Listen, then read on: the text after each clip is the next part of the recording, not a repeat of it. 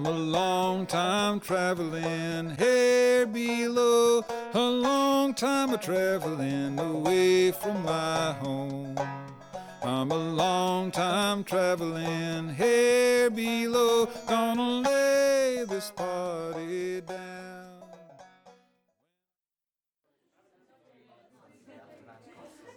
Here we are in the Alma Inn. It's a great English pub in a great English port, the port of Harwich, out on the country's far eastern shore. 400 years ago, this very building was the home of the Twit family, whose daughter Sarah married a promising young sea captain who lived just over the road. His name was Christopher Jones. Now, Christopher Jones found a vessel called the Mayflower, and in 1620 he skippered that ship over to America. The Mayflower bore a human cargo, some 50 pilgrims, escaping persecution and seeking a new life. History has always been shaped by the crossing of oceans by desperate people. Back then, migrants were leaving Britain, but more recently, they've been arriving. And Harwich, like many places, bears witness to the flow each way. Imagine now a cold grey morning in the January of 1939. A ferry unloads at Harwich Quay. Off it come lines of children, neatly dressed, holding small suitcases. They are taken to the Warner holiday camp nearby. They are given hot water bottles, which help little in the flimsy summer chalets where they sleep. As a treat, they are taken to the Electric Palace Cinema to see the new Disney film, Snow White. But few speak enough English to understand the words.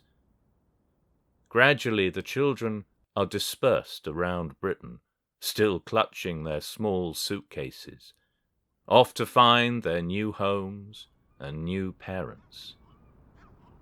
These are kindertransport, Jewish children from Germany and Czechoslovakia who escaped the Nazis just months before the start of the Second World War. Most will never see their real parents again. People come, people go, seldom by choice. Come all ye bold Britons, wherever you be, I'd have you draw near and listen to me. The times they get harder in Britain each day, it's much better living in America. Harwich is in the county of Essex, in a region called East Anglia, once one of the richer parts of England, its wealth drawn from farming and from cloth. But by Victorian times it was a place of poverty. Many rural poor left Essex for the New World. Why do we stay here to be their slaves, when in Carolina we do as we please? Who'd work in Britain for 10 pence a day, when we get 4 shillings in America? 2 centuries had passed since the Mayflower left Plymouth. But in the 1800s, for these English emigrants, the Atlantic crossing remained deadly. It's an odd, brutal statistic that death rates on emigration boats were often higher than on the earlier vessels carrying the enslaved. How could this be? These were paying passengers. Well, slave captains were paid for the cargo they delivered alive. Emigrant captains were paid in advance, so had no incentive to keep the cargo breathing. Indeed, the more that died, the more food and space for those left behind. Of course, there was no moral comparison. For the Africans, enslavement was permanent, whereas Europeans then arrived free. But first they had to survive the crossing. And many of those who'd fled the small farming villages around Harwich, unable to feed their families, never made it to the sweet land of Carolina, never got their 4 shillings a day, but ended up with watery graves, For those who stayed behind, starvation was not the only danger. It's a Friday night in 1841. A Harwich man called Joseph Double, a labourer, goes drinking with some pals in a pub in Manningtree, just up the coast. They get drunk. They get brave. They get foolish. They decide to go poaching in the grounds of nearby Mistley Hall. But they are caught by the gamekeeper, and for this, not perhaps the greatest of crimes, Joseph Double is transported to New South Wales. In other words, he was shipped in chains to the new colony of Australia for 15 years' hard labour. He was lucky not to be hanged. Most criminals back then were either executed or exiled, even children. Justice was about removal, not rehabilitation. The English ruling classes feared the mob. They'd seen the French Revolution. They didn't want it repeated here.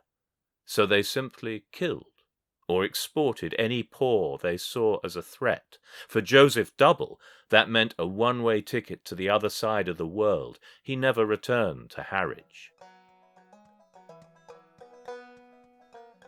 So much of this country, so much of its history, has been shaped by human cargo, by the crossing of oceans by desperate people.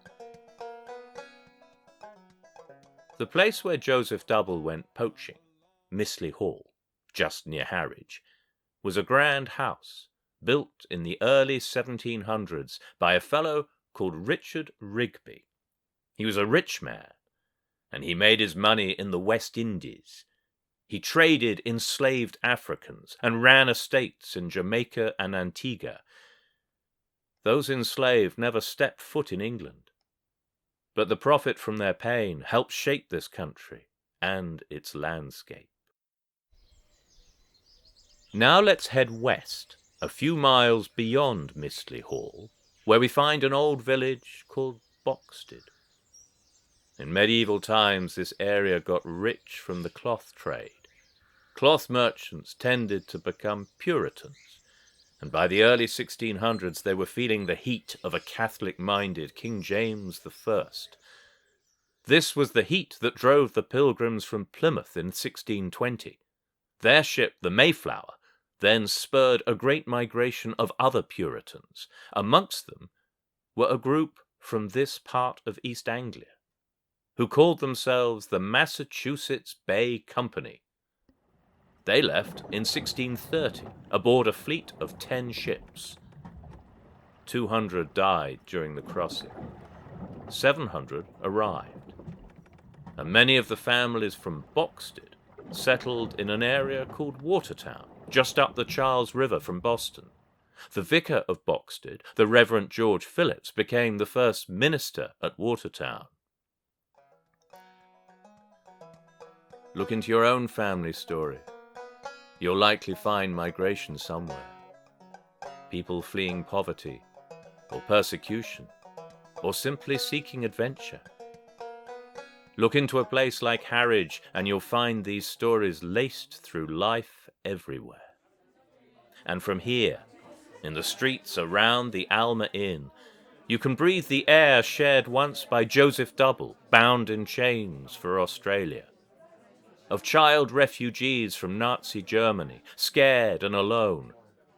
Of starving loom workers, risking all on ocean passage. And of Christopher Jones, captain of a ship, the Mayflower, known today as an emblem of all that migration can mean. You've been listening to Matthew Crampton and the music of Jeff Warner.